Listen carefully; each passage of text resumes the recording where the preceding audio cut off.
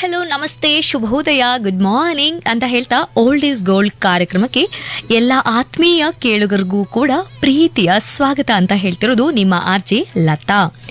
ಈ ದಿನದ ವಿಶೇಷತೆ ಏನಿರಬಹುದು ಅಥವಾ ಇಂದಿನ ಈ ಕಾರ್ಯಕ್ರಮದಲ್ಲಿ ನಾವೇನ್ ಮಾಡ್ತೀವಿ ಅಂತ ಯೋಚನೆ ಮಾಡ್ತಾ ಇರ್ತೀರಾ? ಹೌದು, ಏನಪ್ಪಾ ಅಂದ್ರೆ ಆರೋಗ್ಯ ಅನ್ನೋದು ಒಂದು ಮಹಾಭಾಗ್ಯ ಅಂತ ನಾವು ಹೇಳ್ತೀವಿ. ಹಾಗೇನೆ ಆರೋಗ್ಯವನ್ನ ಬೆನ್ನತ್ತಿ ನಾವು ಮುನ್ನಡಿತಾ ಇದ್ದಾಗ ರೋಗಗಳು ಅಥವಾ ಕಾಯಿಲೆಗಳು ನಾನು ಇದ್ದೀನಪ್ಪ ಅಂತ ಹೇಳ್ಬಿಟ್ಟು ಮನುಷ್ಯರ ಜೀವನದಲ್ಲಿ ಪ್ರವೇಶವನ್ನ ಮಾಡಿ ಆರೋಗ್ಯಕರವಾದಂತಹ ಜೀವನವನ್ನ ಹದಗೆಡಿಸುತ್ತೆ. ಅಂತಹ ಅನೇಕ ರೋಗಗಳು ಮಾನವನನ್ನ ದುರ್ಬಲಗೊಳಿಸಿ ಜೀವದ ಮೇಲೆ ಪ್ರಬಲವಾದ ಪರಿಣಾಮವನ್ನ ಬೀರುತ್ತೆ. ಅಂತಹದ್ರಲ್ಲಿ ಒಂದು ಅಂತ ಹೇಳಿದ್ರೆ ಏಡ್ಸ್. ಇಂದು ವಿಶ್ವ ಏಡ್ಸ್ ದಿನದ ಪ್ರಯುಕ್ತ ಇಂದು ಈ ಕಾರ್ಯಕ್ರಮದಲ್ಲಿ ನಮ್ಮ ಜೊತೆಯಾಗ್ತಾರೆ ಕರ್ನಾಟಕ ರಾಜ್ಯ ಏಡ್ಸ್ ನಿಯಂತ್ರಣ ಸೊಸೈಟಿ ಮೂಲ ಸೌಕರ್ಯ ವಿಭಾಗದ ಉಪನಿರ್ದೇಶಕರಾದಂತಹ ಡಾಕ್ಟರ್ ಹನುಮಂತಪ್ಪ ಸರ್. ಸರ್ ನಮಸ್ತೆ. ನಮಸ್ತೆ ಮೇಡಮ್. ಸರ್ ಹೇಗಿದ್ದೀರಾ ಸರ್? ಚೆನ್ನಾಗಿದ್ದೀರಾ? ಚೆನ್ನಾಗಿದ್ದೀನಿ ಮೇಡಮ್. ಮತ್ತೆ ಇನ್ನೇನ್ ಸರ್, ಎಲ್ಲಿದ್ದೀರಾ? ಇವತ್ತು ಏನೋ ಒಂದು ಕಾರ್ಯಕ್ರಮ ಇದೆ ಅಂತ ಕೇಳ್ಪಟ್ಟೆ ಮೈಸೂರಿನಲ್ಲಿ. ರಾಜ್ಯ ಮಟ್ಟದ ಕಾರ್ಯಕ್ರಮವನ್ನ ನಾವು ಮೈಸೂರು ನಗರದಲ್ಲಿ ಹಮ್ಮಿಕೊಂಡಿದ್ದೇವೆ. ಹಾ ಸರ್. ನಮ್ಮ ಏನು ಮುಖ್ಯಮಂತ್ರಿ ಮತ್ತೆ ಉಪಮುಖ್ಯಮಂತ್ರಿ ಮತ್ತು ಆರೋಗ್ಯ ಮಂತ್ರಿಗಳ ಅಧ್ಯಕ್ಷತೆಯಲ್ಲಿ ಮಾಡ್ತಾ ಇದ್ದೇವೆ. ಹಾ ಸರ್. ಓಕೆ ಸರ್, ಈ ದಿನದ ವಿಶೇಷತೆಗಳ ಬಗ್ಗೆ ಮಾತಾಡ್ಬಿಡೋಣ. ಏನಂದ್ರೆ ಎಲ್ಲ ಕಡೆ ನಾವು ವಿಶ್ವ ಏಡ್ಸ್ ದಿನ ಅಂತ ಹೇಳಿ ಕೇಳಿರ್ತೀವಿ. ಏಡ್ಸ್ ಅಂತ ನಮ್ಗೆ ಪದ ಬಳಕೆಗೆ ಬಂದ ಕೂಡಲೇ ಅಲ್ಲಿ HIV ಅನ್ನೋದು ಕೂಡ ಬಂದ್ಬಿಡತ್ತೆ. ಸೊ ಈ HIV ಮತ್ತೆ ಏಡ್ಸ್ಗಿರುವಂತಹ ಸಂಬಂಧ ಏನು ಸರ್? ಮೇಡಮ್, HIV ಅಂದ್ರೆ ಮನುಷ್ಯನ ರೋಗ ನಿರೋಧಕ ಶಕ್ತಿಯನ್ನ ಕಡಿಮೆ ಮಾಡುವ ಒಂದು ವೈರಾಣು. ಹಾ ಸರ್. ಈ ವೈರಾಣು ನಮ್ಮ ದೇಹದ ರೋಗ ನಿರೋಧಕ ಶಕ್ತಿಯನ್ನ ದಿನೇ ದಿನೇ ಕಡಿಮೆ ಮಾಡುತ್ತಾ ಹೋಗುತ್ತೆ. ಹೀಗೆ ಹಲವು ರೋಗಗಳಿಗೆ ಒಳಗಾಗುವ ಸ್ಥಿತಿಯನ್ನ ಒಂದು ಸ್ಥಿತಿ ಅಂತ ಏನಿದೆ ಅದನ್ನ ಏಡ್ಸ್ ಅಂತ ಕರಿತೀವಿ. ಓಕೆ. HIV ಇದ್ರೆ ಏಡ್ಸ್ ಆಗುವಂತದ್ದು ಕಡ್ಡಾಯ ಹಾಗೆ ಆಗ್ತದೆ. ಓಕೆ. ಸೊ ಇವೆರಡಕ್ಕೂ ಡಿಫರೆನ್ಸ್ ಏನಂದ್ರೆ, ಮೊದಲಿಗೆ ಸ್ಟಾರ್ಟಿಂಗ್ ಅಲ್ಲಿ HIV ಅಂತ ಏನ್ ದೇಹದಲ್ಲಿ ಸೇರ್ಕೊಳ್ಳುತ್ತೆ, ಹಾ ಸರ್. ಸೊ ಅದು ರೋಗ ನಿರೋಧಕ ಶಕ್ತಿ ಕಡಿಮೆ ಅಂತ ಅಲ್ಲ, ಒಂದು ಹಲವಾರು ರೋಗಗಳು ಆ ದೇಹಕ್ಕೆ ಬರುತ್ತೆ. ಓಕೆ, ಅಂದ್ರೆ ಒಂದು ವೈರಸ್ ನಮ್ಮ ದೇಹವನ್ನ ಪ್ರವೇಶ ಮಾಡಿದ ಕೂಡಲೇ ಅದನ್ನ HIV ವೈರಸ್ ಅಂತ ಹೇಳ್ತೀವಿ. ಅದಾದ ನಂತರ ಅದು ಕಾಯಿಲೆಯಾಗಿ ಮಾರ್ಪಾಡಾಗತ್ತೆ. ಹೌದು ಮೇಡಮ್, ಇದಕ್ಕೆ ತುಂಬಾ ಅಂತರ ಇರ್ಬೋದು. ಅವರವರ ಜೀವನ ಶೈಲಿ, ಸಕಾರಾತ್ಮಕ ಭಾವನೆಗಳು, ಅವರು ತೆಗೆದುಕೊಳ್ಳುವ ಒಂದು ಚಿಕಿತ್ಸೆ, ಓಕೆ, ಅವರು ಯಾವ ರೀತಿ ಅದನ್ನ ತೆಗೆದುಕೊಳ್ತಾರೆ, ಸ್ವೀಕಾರ ಮಾಡ್ತಾರೆ, ಅದರ ಆಧಾರದ ಮೇಲೆ ಅದು ಎಕ್ಸ್ಟೆಂಡ್ ಆಗ್ತಾ ಹೋಗ್ತದೆ. ಓಕೆ. ಹಾಗಾದ್ರೆ ಇವಾಗ ಮೊದಲಿಗೆ ನಮ್ಗೆ ಇವಾಗ HIV ಬಂದಿದ್ಯೋ ಬಂದಿಲ್ವೋ ಅಂತ ಹೇಳಿ ಯಾವ ರೀತಿ ನಾವು ಪತ್ತೆ ಹಚ್ಬಹುದು ಸರ್? HIV ಅನ್ನೋತಕ್ಕಂಥದ್ದು ಮುಖ ನೋಡಿದ್ರೆ ಆಗ್ಲಿ, ಬೇರೆ ಪರೀಕ್ಷೆ ಮಾಡಿದ್ರೆ ಆಗ್ಲಿ ಗೊತ್ತಾಗೋದಿಲ್ಲ. ಹಾ ಸರ್. ಅದು ನೇರವಾಗಿ HIV ಪರೀಕ್ಷೆಗೆ ಒಂದು ನಮ್ಮ ಎಲ್ಲಾ ಸರ್ಕಾರಿ ಆಸ್ಪತ್ರೆಗಳಲ್ಲಿ ಕೂಡ ಉಚಿತವಾಗಿ ಮಾಡ್ತಾರೆ. ಆ HIV ಟೆಸ್ಟ್ ಮಾಡಿದಾಗ ಮಾತ್ರನೇ HIV ಇದೆಯೋ ಇಲ್ವಾ ಅಂತ ನಾವು ತಿಳಿಬಹುದು. ಒಂದು HIV ಸೋಂಕು ಒಬ್ಬ ವ್ಯಕ್ತಿಗೆ ಬಂತು, ಮತ್ತೆ ಅದು ಏಡ್ಸ್ಗೆ ಬದಲಾವಣೆ ಆಗ್ಲಿಕ್ಕೆ ಅಲ್ಲಿ ಅನೇಕ ಹಂತಗಳಿದೆ ಅಂತ ಹೇಳಿದ್ರಿ. ಟೋಟಲಿ ಎಷ್ಟು ಸ್ಟೇಜಸ್ ಇರ್ಬೋದು ಸರ್ ಅದು ಒಂದು HIV ಏಡ್ಸ್ ಆಗಿ ಬದಲಾವಣೆ ಆಗ್ಬೇಕಂದ್ರೆ? ಅದು 4 ಹಂತಗಳಿರುತ್ತೆ ಮೇಡಮ್. ಹಾ ಸರ್. ಮೊದಲನೇದಾಗಿ ಯಾವುದೇ ಲಕ್ಷಣಗಳಿಲ್ಲದೆ ಇರ್ತಕ್ಕಂಥದ್ದು. ಹಾ ಸರ್. ಆಮೇಲೆ ಲಕ್ಷಣ ಇರುವಂತದ್ದು ಅಂದ್ರೆ ಸಿಂಪ್ಟಮ್ಯಾಟಿಕ್ ಮತ್ತೆ ಏಡ್ ಸ್ಟೇಜ್ ಅಂತ ಹೇಳಿ.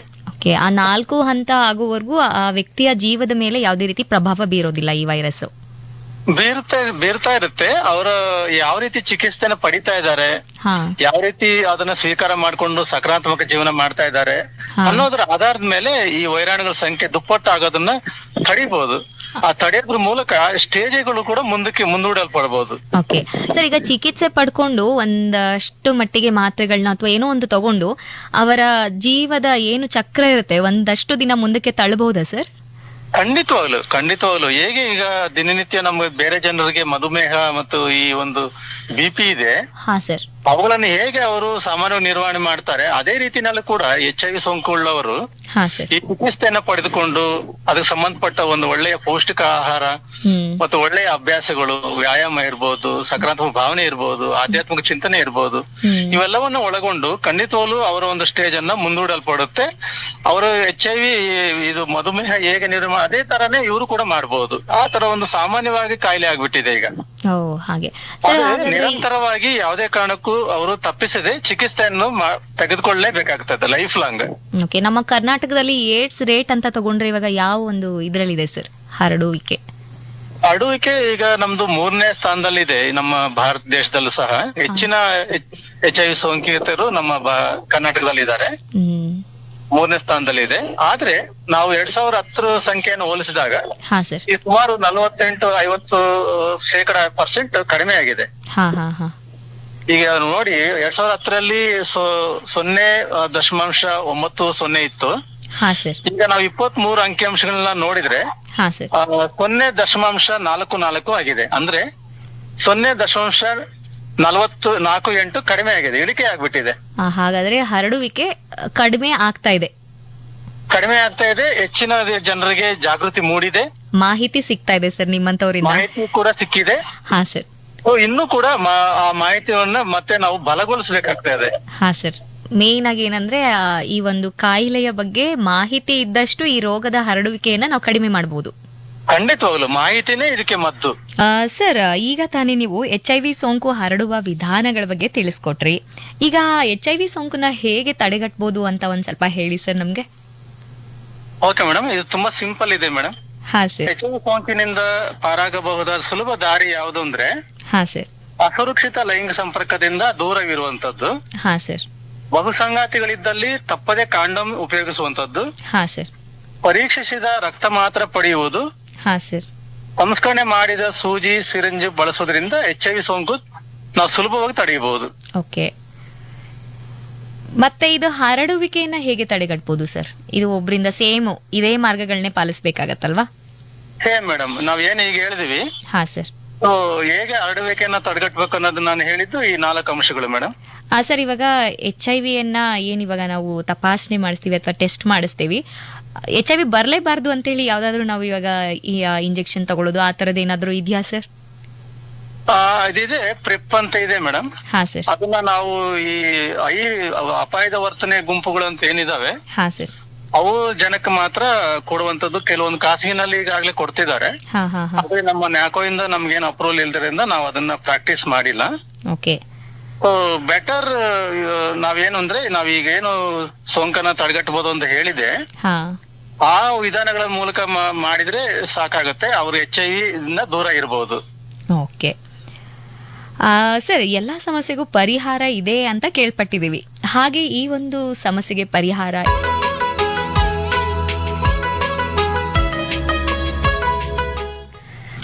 ಹನುಮಂತಪ್ಪ ಸರ್, ಈಗ ಹಾಗಾದ್ರೆ ಒಬ್ಬ HIV ಸೋಂಕಿತ ವ್ಯಕ್ತಿಯಿಂದ HIV ಸೋಂಕು ಮತ್ತೊಬ್ಬರಿಗೆ ಹರಡಲ್ಲ ಅಲ್ವಾ?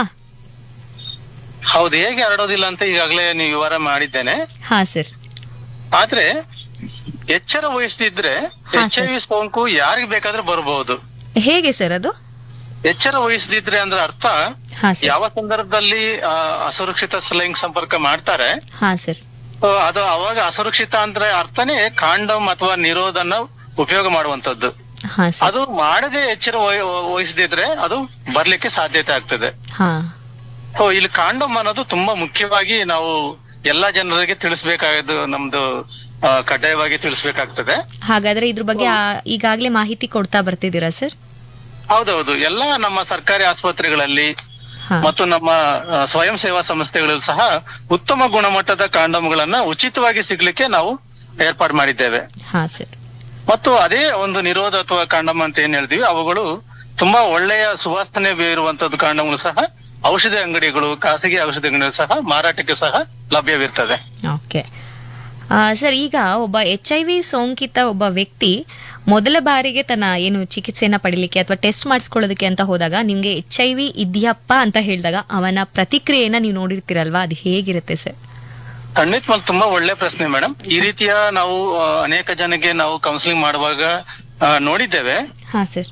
ಅವರು ಸಾಮಾನ್ಯವಾಗಿ ಈ ರೀತಿಯ ಒಂದು ಸನ್ನಿವೇಶಗಳನ್ನ ಎದುರಿಸಿರ್ತಾರೆ.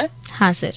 ಕುಟುಂಬ ಆರೋಗ್ಯ ಹದಗೆಡುವ ಭಯ ತುಂಬಾ ಕಾಡ್ತಾ ಇರುತ್ತೆ ಅವ್ರಿಗೆ ಮೊದಲನೇ ಬಾರಿಗೆ ಕೇಳಿದಾಗ. ಕುಟುಂಬ ಅಥವಾ ಸಮುದಾಯದಿಂದ ತಾರತಮ್ಯ ಅನುಭವಿಸುವೇನೋ ಅನ್ನೋ ಒಂದು ಭಯ ಕೂಡ ಇರ್ತದೆ.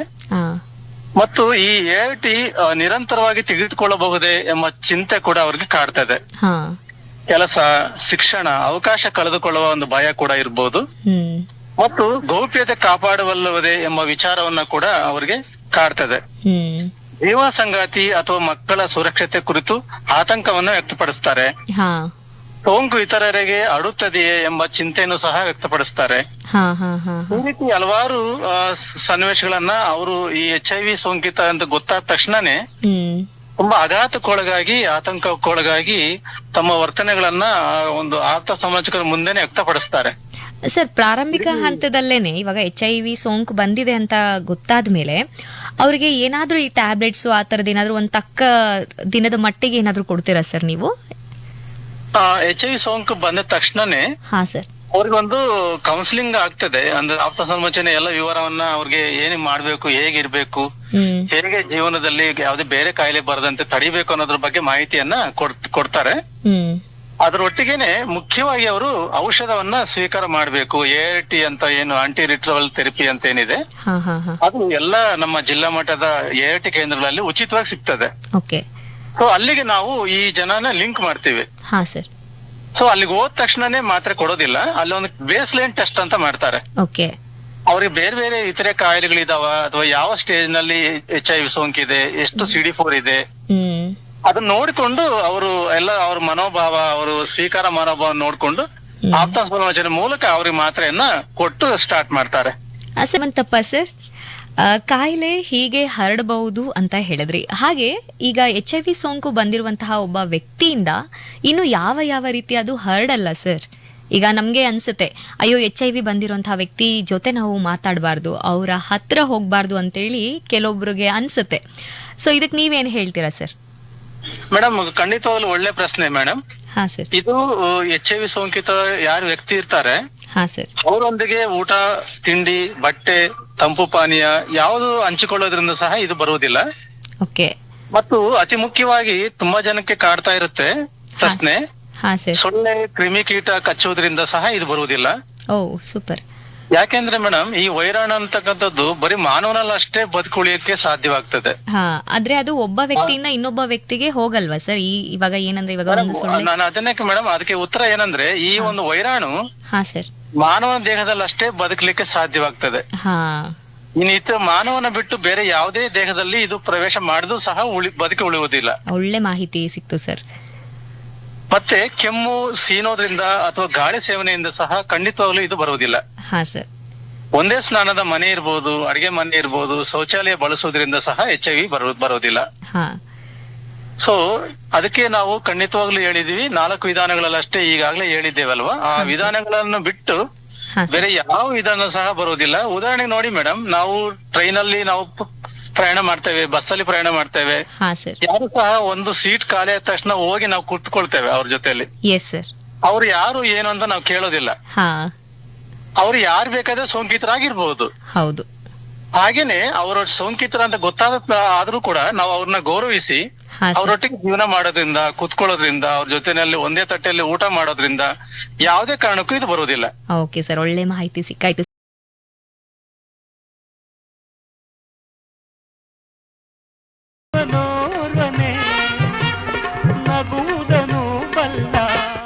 ನೋಡಿ, ಪ್ರಾಣಿ ಪಕ್ಷಿಗಳಿಗೆಲ್ಲ ನಗೋದೇ ಗೊತ್ತಿಲ್ವಂತೆ ಅಂತ ಹೇಳ್ತಿದ್ದಾರೆ. ಆದ್ರೆ ಪ್ರಾಣಿ ಪಕ್ಷಿಗಳನ್ನ ನೋಡಿ ನಾವು ನಗ್ತೀವಲ್ವಾ?